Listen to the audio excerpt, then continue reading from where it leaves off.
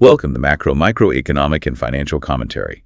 We're your hosts from the Macro-Micro Research team, and this is our deep dive into the forces shaping global markets and economies. Today is June 16th, 2025. And this week we are examining a confluence of events under the theme we've titled Match or Candle It All Burns. Right. It really reflects the highly combustible nature, of the current geopolitical and economic tensions, and how these, seemingly separate flashpoints can rapidly impact global stability. Our mission in this deep dive is to unpack the recent developments from the stack of sources you've provided and really connect the dots between these events. We'll be focusing on three key areas, all linked by this theme of strategic leverage. Okay, where do we start? We begin with the recent escalation in the Middle East, specifically Israel's military operation against Iran. We'll need to look at its immediate market impact. Particularly on oil, I imagine. Exactly. Yeah. Global oil and that critical choke point, the Strait of Hormuz. And, consider the potential for broader disruption. Okay. From there, we'll pivot. We'll look at the evolving dynamics of U.S.-China trade relations. Right. Here, the strategic battleground, it's really shifted significantly towards critical materials.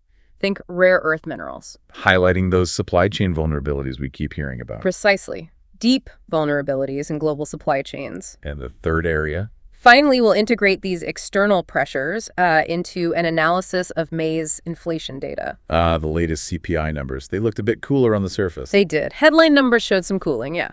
Yeah. But we need to explore why this might be masking some underlying price pressures driven by tariffs.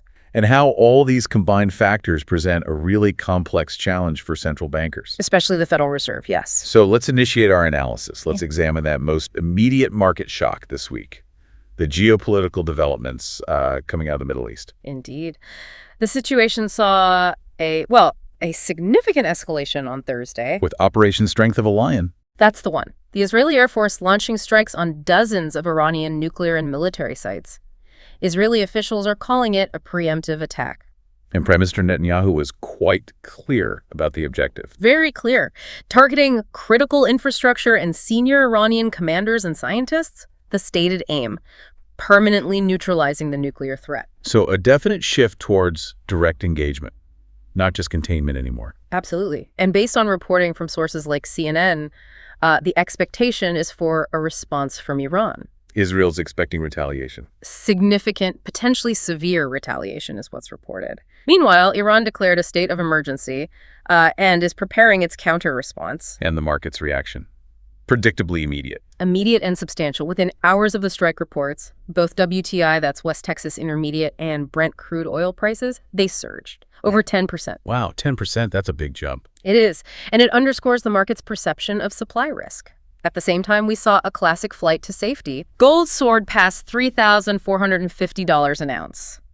The Swiss franc, Japanese yen, they also rallied. Pent equities. U.S. equity futures tumbled sharply. So the significance isn't just the size of the moves, but the context, right, coming amidst already high tensions. Exactly.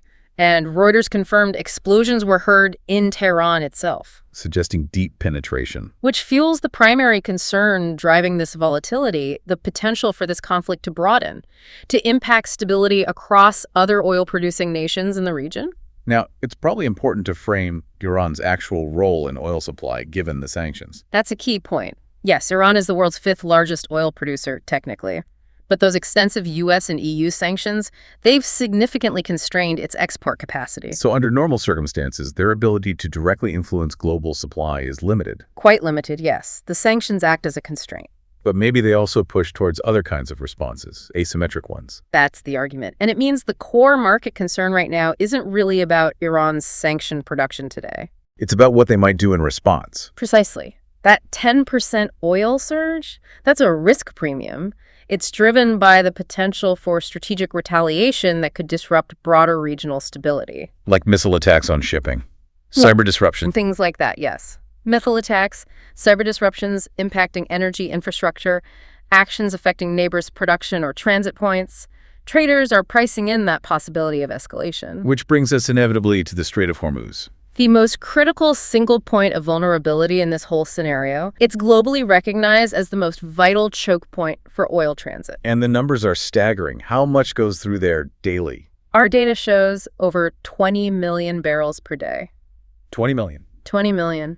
To put that in perspective, that's roughly 20% of global oil supply 20%. and about 80% of all oil exports coming out of the Gulf region. So any disruption there has massive global consequences. Immediate and far-reaching, yes. Maybe some historical context helps here.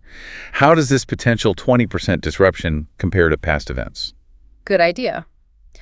Let's see. The 1973 Arab oil embargo, that was about a 7.3% supply reduction. Yep. The Iranian hostage crisis, late 70s, early 80s, that was around 8.7% cut. Still less than half of what Hormuz represents. Right. Iran-Iraq war, maybe 6.9% disrupted. Iraq's invasion of Kuwait in 90, about 6.6%. Even more recent events like Libya in 2011 or the Iraq war were much smaller, 1.7%, 3.0% respectively. So a major Hormuz disruption impacting that full 20%. Yeah. That would dwarf anything we've seen historically. Absolutely. Now, the Strait has never had a complete shutdown, but even a partial blockage, something causing significant delays, hiking insurance costs, forcing ships to reroute, that could create a shock far bigger than those past events. And markets are reacting to that increased probability, however small it still might be. Exactly, positioning for heightened volatility. So for you, the listener, tracking this, what are the key indicators our team is watching? Two main things. First, we're tracking the daily oil transit volumes through Hormuz very closely. Any reports of slowdowns, rerouting due to military activity, that's a critical signal. A sign of real, tangible impact. Correct. Second, we're analyzing energy inflation base effects. The year-over-year comparisons. Right. Energy inflation is actually negative year-over-year right now because prices were so high last year. But that won't last if current prices hold. If crude prices stabilize above, say, $75 a barrel, those base effects will flip positive in the second half of 2025. That adds upward pressure to overall inflation. And that's where geopolitics crashes right into monetary policy. Directly. A sustained energy shock could force central banks, the Fed, the ECB, to rethink or delay potential rate cuts they might have been planning based on recent disinflation elsewhere. So the risk premium in oil prices now is all about escalation fears. It's a direct reflection. What Israel does next, what Iran does next, that's critical for near-term volatility and the wider economic fallout. Which brings us back to the title, Match or Candle? However it started. The economic fire burns with real consequences, especially in energy markets. Okay, let's transition from those geopolitical flashpoints to another area of strategic leverage, the U.S.-China trade relationship, specifically focusing on rare earths. Right. On June 11th, President Trump announced via Truth Social that a U.S.-China trade deal was done. Done, quote unquote. But the details suggest maybe more of a framework. Exactly. It seems like a tentative framework is in place. Still needs formal congressional approval, mind you. And what's in this framework, tariff-wise? Okay, so U.S. tariffs on Chinese goods would be kept at 55%. Which is down significantly from the 145% that was floated earlier. Considerably down, yes. That 55% includes a baseline tariff, plus tariffs related to fentanyl and the Section 301 tariffs. And China's tariffs on U.S. goods. They dropped to 10%, down from 125%. So our analysis suggests the real win for the U.S. here might be something else. It appears a key concession within this tentative deal is securing China's commitment to resume rare earth and magnet exports. So tariffs used as leverage for critical materials access. Precisely. Not just punitive anymore, but strategic negotiation leverage. And there's a provision allowing for adjustments by August 2025. Which suggests it's still an ongoing process. A dynamic, ongoing negotiation, yes. And this vulnerability around rare earths, it's become quite stark recently. Very much so. Since April 2025, China had clearly curtailed rare earth exports to the U.S. Reports suggest they were only approving about 25% of standard export licenses. And that had real-world impacts. Oh, yes. It wasn't abstract. Disruptions at places like Ford's Chicago plant, impacts on suppliers in the European auto sector, tangible effects. China's dominance here is, well, it's profound. And it's not just mining. Right, it's the processing. That's the critical part. They control maybe 60% of global rare earth production, but they refine around 90% of the world's rare earths. 90%, that's huge leverage. Huge. And it extends to other strategic minerals, too, processing 68% of global nickel, 59% of lithium. Materials essential for EVs, defense. Absolutely. China produces 78% of global EV battery cells. An F-35 fighter jet needs 920 pounds of rare earth materials. Tesla, others, rely on components from Chinese processing. And those specific export bans back in April on antimony and gallium. They were particularly disruptive. Antimony makes up 63% of U.S. imports. We saw bismuth prices surge 500%, production halts at Ford and Nissan. And this looked like a response to U.S. tech restrictions. Widely interpreted that way, yes. A strategic response to U.S. limits on China's access to advanced AI chips and semiconductor software. It's a playbook they've used before, hasn't it, with Japan? It echoes 2010, yes, when China temporarily banned rare earth exports to Japan during a territorial dispute.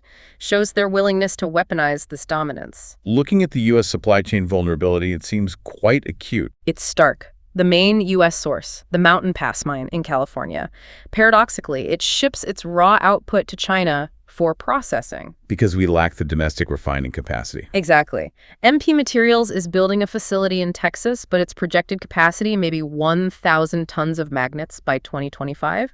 That's tiny compared to China's output, which was 138,000 tons back in 2018. Well, the bottleneck is processing, a critical single point of failure. For vital U.S. industries and even national security, yes. What about allies, like Australia? Partnerships with allies are crucial. Australia produces about 10% globally, and companies like Iluka are investing significantly in refining. That helps diversify. And U.S. government funding? There's been some allocation, yes, but the core challenge is timing and scale. Mining and refining take years. 7 to 15 years, typically. And demand is soaring. Lithium demand projected up 40-fold by 2040.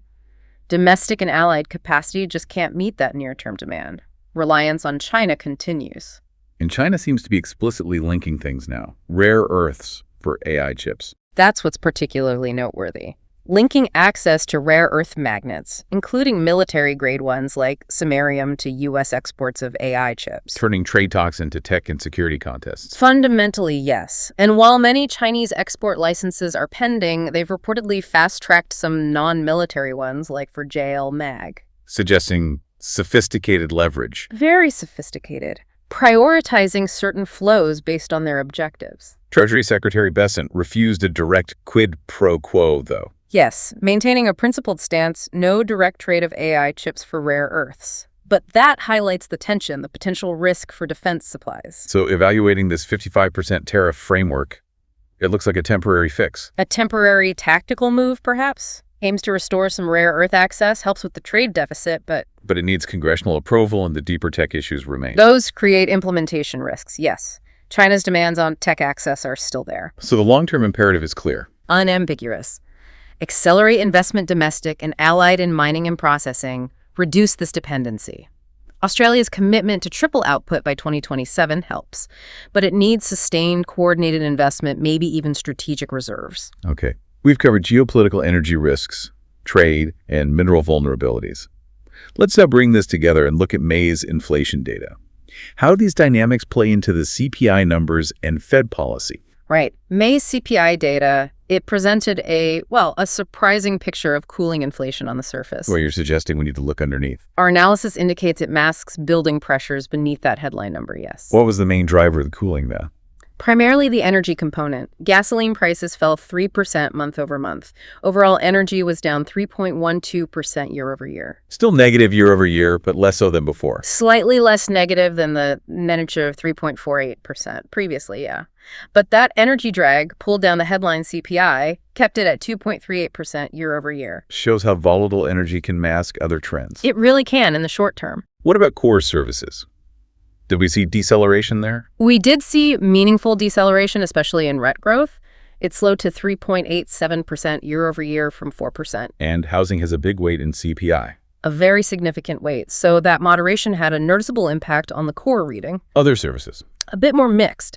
Services excluding rent actually accelerated slightly, 3.50% year over year versus 3.35%, but transportation services fell month on month and healthcare costs moderated. So what's the foundation for this overall softer reading? Weaker labor market, supply chains. Likely a combination, yes. Some easing in the labor market, tempering wage pressures, continued normalization of supply chains in most areas. But as we hinted, this might just be a temporary shield. Why temporary? What's being masked? Largely attributable to extensive pre-tariff stockpiling. Remember those April 2nd tariff announcements? Right. Companies bought ahead. Exactly. Yeah. They imported goods at pre-tariff prices, built up inventory buffers. Now they're drawing those down. So the higher effective tariff rate, up from 2% to 6% in April, isn't fully in the CPI yet. Not yet, because businesses are selling older, lower-cost inventory first. And maybe companies are absorbing some costs for now. That too. Limited pricing power in some sectors means firms might be temporarily eating some of the tariff costs instead of passing them on immediately. But we are seeing some early signs in certain categories. We are. In categories highly dependent on imports with few domestic alternatives. Major appliances, for instance, up 4.3% monthly. Toys jumped 2.2%. Suggesting pass-through is happening where there's less choice. Exactly. But for many goods, that inventory buffer provides temporary insulation. As those buffers run out and maybe competitive pressures ease, companies will face more pressure to pass higher costs to consumers. Okay, so what should you, our listeners, be watching for signs these pressures are becoming sustained? 3 key areas. 3 key areas we're focusing on. First, back to oil prices and energy inflation. Higher energy costs amplify everything else. Transportation, production costs, they compound tariff effects. And crude is near its 2024 highs right now. That's a vulnerability. Yeah. Energy first, second. Second, consumer sentiment, specifically inflation expectations. The University of Michigan's June data was interesting. Expectations came down a bit. Notably, yes. 1-year expectations dropped to 5.1% from 6.6%. 5-year edge down too, partly attributed to eased tariff fears after Trump announced those 90-day talks. Overall, sentiment jumped. But still high compared to the historical levels. That's the crucial point. Encouraging, but still well above the 2.5% average we saw from 2019 to 2023. Underlying concern persists. Renewed trade tensions could reignite things if expectations get unanchored. So, energy expectations. Right. And the third indicator. The third is simply the stability of crude oil prices themselves. Levels around $72 a barrel, like we saw in June, are significant. Why 72 specifically? Energy volatility is a leading indicator. Crude and gasoline often move before broader inflation. Sustained prices at or above that level increase the risk of amplifying that tariff inflation we talked about. All of this creates a really tough spot for the Federal Reserve. A complex, challenging decision-making environment, yes. Markets expect them to hold rates steady this week, 4.25 to 4.5% for the 4th meeting in a row. So the focus is all on the guidance.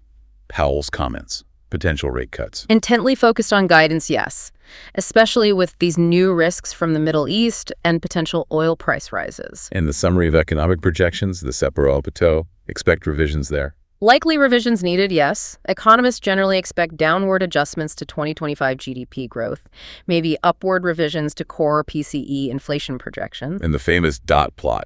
That could shift the narrative quickly. Very telling, always. If just 2 officials raise their rate projection, the market's expectation of 2 cuts this year could easily drop to 1. FedWatch is pricing in 2 cuts, starting September now. Based on recent soft data, yes. But that timeline clearly faces significant downside risk now. So the real impact might hit in Q3. New tariffs, maybe higher energy costs. That's when it's set to become more apparent. Estimates, like from the Yale Budget Lab, suggest tariffs alone could add up to 1.4% to prices over 2 to 3 months once inventories are gone. Combine that with higher energy. And you could get stagflationary pressures, slowing growth, persistent inflation. That severely complicates Fed policy. Okay, looking just ahead to the coming week, what key data should we watch? On June 16th, we get China's monthly data dump.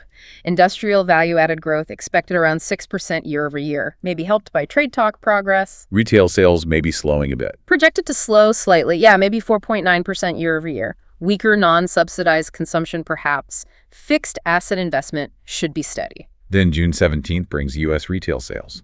Crucial for consumer spending momentum. Very crucial. Forecasts suggest May growth might ease to around 4.03% year-over-year, and a potential 0.7% monthly decline. Reflecting fading momentum, maybe some tariff effects. Likely, yeah, especially in areas like auto sales, which are forecast down 1.3% year-over-year. Also on the 17th, the Bank of Japan decision. Right. Rates expected unchanged, but focus on guidance about possibly reducing bond purchases later this year, Q3 or Q4. And the main event? The Fed decision on June 19th. Capping the week. Rates likely steady, supported by decent labor data, 130,000 jobs added, unemployment 4.2%. But all eyes on that dot plot and the Fed's assessment of these tariff and energy price risks. So wrapping up this deep dive, three big themes really stand out. They do. First, geopolitical tensions can reshape markets incredibly fast.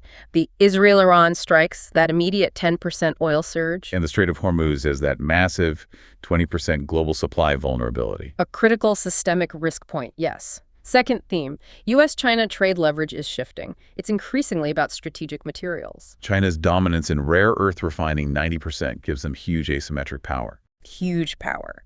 The tentative deal offers temporary access, maybe, but resilience requires serious, sustained investment in domestic and allied processing. And thirdly, inflation dynamics are complex. May's cooling looks partly temporary. Temporary factors like energy base effects, inventory drawdowns are masking building pressures from tariffs and potential energy shocks. These are likely to become more apparent later this year. Complicating the outlook significantly. And these external factors, they're really influencing the Fed's path now. Demonstrably increasing their influence. Middle East tensions, trade talks, inventory cycles, they aren't peripheral anymore. They're essential inputs for monetary policy. Which brings us back one last time to match or candle it all burns. It serves as a reminder. These economic disruptions, geopolitical, trade, policy navigation, they generate real consequences for markets, businesses, and ultimately for you, the consumer. And it's all interconnected. A disruption in oil transit, rare earth processing, monetary policy, it cascades. Throughout the global system, understanding these linkages is just paramount right now. Thank you for joining us for this week's Macro, Micro, Economic, and Financial Commentary. We are your hosts from the Macro Micro Research Team. We'll continue monitoring these developing stories and analyzing their market implications. Until next week, stay informed and stay prepared. Want more insights like these? Join our MM Max subscription and get full access to our expert reports and in-depth market analysis.